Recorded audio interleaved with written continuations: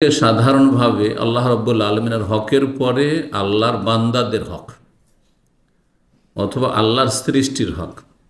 আল্লাহর বান্দা বলতে মানুষকে বোঝায়, জিনকে বোঝায়, এটা সাধারণ মানুষ বুঝে। কিন্তু আল্লাহর সমস্ত সৃষ্টি আল্লাহর বান্দা, আল্লাহর সমস্ত মখলুক সৃষ্টি আল্লাহর বান্দা।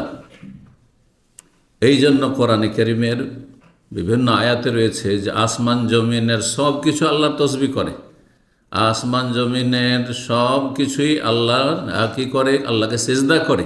জি, শাজার ও দাওয়াব, গাছপালা ইত্যাদি, হ্যাঁ, সব কিছুই জড় পদার্থ।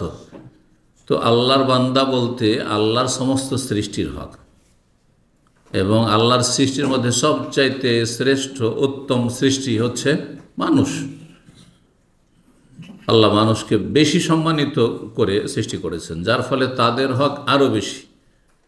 আর মানুষের মধ্যে যারা নিজের সম্মান রক্ষা করেছে, অর্থাৎ যারা আল্লাহর প্রতি ঈমান নিয়ে এসেছে, সৃষ্টিকর্তাকে চেনেছে, তার প্রতি ঈমান নিয়ে তাদের হক আরও বেশি, মুমিনদের হক। কারণ মানুষের মধ্যে ফামিনকুম মুমিনুন ওয়া মিনকুম কাফির, কিছু মুমিন মুসলিম আছে, বিশ্বাসী, আর কিছু আছে অস্বীকারী, অবিশ্বাসী।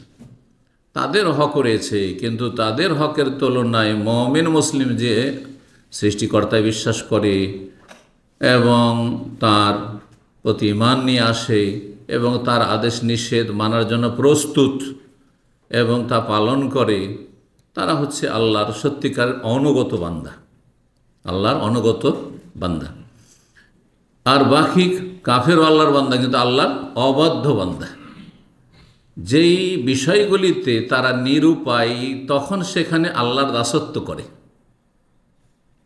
অর্থাৎ সৃষ্টিগত বিষয়, প্রাকৃতিক বিষয়।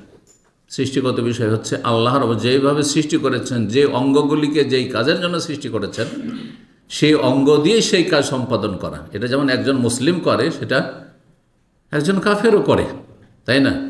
মুখ দিয়ে খান, জিহ্বা দিয়ে স্বাদ গ্রহণ করেন, কান দিয়ে শোনেন, চোখ দিয়ে দেখেন, নাক দিয়ে শুঙেন, হ্যাঁ, হাত দিয়ে ধারণ করেন, পা দিয়ে চলেন। এটা শুধু মুসলিম, অমুসলিমও, তাই না?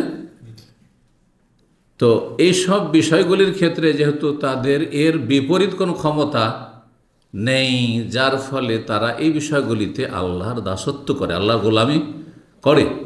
কিন্তু যেখানে আল্লাহ স্বাধীনতা দিয়েছেন, অর্থাৎ যেগুলি হচ্ছে আল্লাহর বিধানগত নির্দেশ, শরীয়তগত নির্দেশ, আল্লাহর প্রতি ঈমান নিয়ে আসো, আমিনু বিল্লাহি ওয়া রাসূলিহি, রাসূলের প্রতি ঈমান নিয়ে আসো, ওয়ালা তুশরিকু বিহি, শিরিক করিও না, আকিমুস সালাহ, সালাত কায়েম করো, ওয়া আতু যাকাত প্রদান করো, ওয়ালা তাকরাবুজ জিনা, জিনার কাছে যেও না, ওয়ালা তাকতুলু আনফুসাকুম, তোমরা কেউ কাউকে হত্যা করিও না। এগুলির ক্ষেত্রে যেহেতু মানুষকে আল্লাহ স্বাধীনতা দিয়েছেন, যার ফলে সেখানে তারা অবাধ্যতা প্রকাশ করে, নাফরমানি করে, আল্লাহর বিরুদ্ধাচরণ করে। তো আল্লাহর বান্দাদের হক, তাহলে কথাটি অত্যন্ত ব্যাপক। আর সবচেয়ে শ্রেষ্ঠ বান্দা হচ্ছে আল্লাহর অনুগত বান্দা, মানুষের মধ্য থেকে যারা আল্লাহর অনুগত, আল্লাহকে ভালোবাসেন, আল্লাহর প্রতি ঈমান নিয়ে এসেছেন এবং আল্লাহর উপর ইবাদত বন্দেগী করেন, হ্যাঁ, আল্লাহর উপর আদেশ নিষেধ মেনে চলার চেষ্টা করেন, তাদের হক।